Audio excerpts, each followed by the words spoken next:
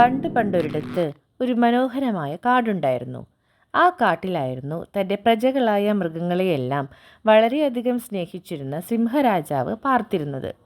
ഒരു ദിവസം രാജാവായ സിംഹം മറ്റു മൃഗങ്ങൾക്കായി കാട്ടിൽ ഒരു വിരുന്നൊരുക്കി.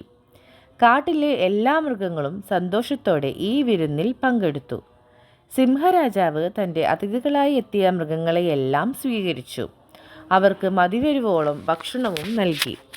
മാത്രമല്ല, വിനോദത്തിനായി വിരുന്നിനോടൊപ്പം കലാപരിപാടികളും നടത്തി. അതിനായി സിംഹരാജാവ് ആദ്യം ക്ഷണിച്ചത് പാട്ടുകാരനായ കുയിലിനെ ആയിരുന്നു. കുയിൽ അതിമനോഹരമായി തന്നെ പാടി. കാട്ടിലെ മൃഗങ്ങളെല്ലാം തന്നെ കുയിലിൻ്റെ പാട്ട് നന്നായി ആസ്വദിച്ചു. കുയിൽ പാടിക്കഴിഞ്ഞതും മൃഗങ്ങൾക്കെല്ലാം ഒരു നൃത്തം വേണമെന്നായി. ഇത് കേട്ട സിംഹരാജാവ് കാണികളായി ഇരുന്ന മൃഗങ്ങളോടായി ഇപ്രകാരം പറഞ്ഞു: നിങ്ങളിൽ നൃത്തം ചെയ്യാൻ അറിയാവുന്ന ഒരാൾ സ്വയം മുന്നോട്ട് വന്ന് നൃത്തം ചെയ്യുക. എല്ലാവരെയും സന്തോഷിപ്പിക്കുക. സിംഹരാജാവ് ഇത് പറഞ്ഞതും കുരങ്ങൻ സന്തോഷത്തോടെ നൃത്തം ചെയ്യുവാനായി മുന്നോട്ട് വന്നു. അവൻ വളരെ മനോഹരമായി തന്നെ നൃത്തം ചെയ്തു. ഇതുകണ്ട മറ്റു മൃഗങ്ങൾക്കെല്ലാം സന്തോഷമായി. അവർ ആർപ്പ് വിളിക്കാനും കൂടെ ആടാനും തുടങ്ങി. കാണികളുടെ ആർപ്പുവിളികളിൽ നിന്ന് അവർ തൻ്റെ നൃത്തം നന്നായി ആസ്വദിക്കുന്നുവെന്ന് മനസ്സിലാക്കിയ കുരങ്ങൻ ഉത്സാഹത്തോടെ തന്നെ നൃത്തം ചെയ്തു. എന്നാൽ കുരങ്ങൻ്റെ നൃത്തം എല്ലാവരും ആസ്വദിക്കുന്നത് കണ്ട ജിറാഫിനെ ഇത് തീരെ രസിച്ചില്ല.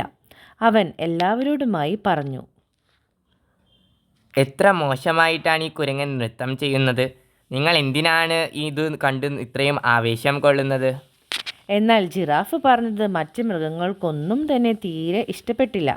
അപ്പോൾ ഒരു കുറുക്കൻ ജിറാഫിനോട് ചോദിച്ചു: നിനക്ക് കുരങ്ങൻ നൃത്തം ചെയ്യുന്നത് ഇഷ്ടപ്പെടാത്തതിന് കാരണം തീർച്ചയായും അതിലും നന്നായി നിനക്ക് നൃത്തം ചെയ്യാൻ കഴിയുന്നത് കൊണ്ടായിരിക്കും, അല്ലേ? ഇത് കേട്ട ജിറാഫ് ഉടനെ തന്നെ പറഞ്ഞു: തീർച്ചയായും ഈ കുരങ്ങനേക്കാളും മനോഹരമായി നൃത്തം ചെയ്യാൻ എനിക്ക് കഴിയും. ജിറാഫിൻ്റെ ഈ വാക്കുകൾ ഒരു മാൻ കേൾക്കുന്നുണ്ടായിരുന്നു. അവൻ മനസ്സിൽ കരുതി: എന്തൊരു അസൂയയാണ് ഈ ജിറാഫിനെ. ഇവനെ ഒരു പാഠം പഠിപ്പിക്കുക തന്നെ വേണം. അതിനായി മാൻ ഒരു സൂത്രം ഒപ്പിച്ചു. കുരങ്ങൻ്റെ നൃത്തം കഴിഞ്ഞതും ഉടൻ തന്നെ മാൻ വിളിച്ചു പറഞ്ഞു: അടുത്തതായി നൃത്തം ചെയ്യാനായി വേദിയിലേക്ക് വരുന്നത് നമ്മുടെ ജിറാഫാണ്. മാൻ പറയുന്നത് കേട്ട മറ്റു മൃഗങ്ങൾ സ്തബ്ധരായി. ജിറാഫ് നൃത്തം ചെയ്യുവാനോ? ഈ ശരീരവും വെച്ച് എങ്ങനെയാണ് അവനെ കൊണ്ട് നൃത്തം ചെയ്യുവാൻ സാധിക്കുന്നത്? അവർ പരസ്പരം പിറുപിറുത്തു. എന്നാൽ ഏവരെയും ഞെട്ടിച്ചുകൊണ്ട് ജിറാഫ് നൃത്തം ചെയ്യുവാനായി വേദിയിലേക്ക് വന്നു.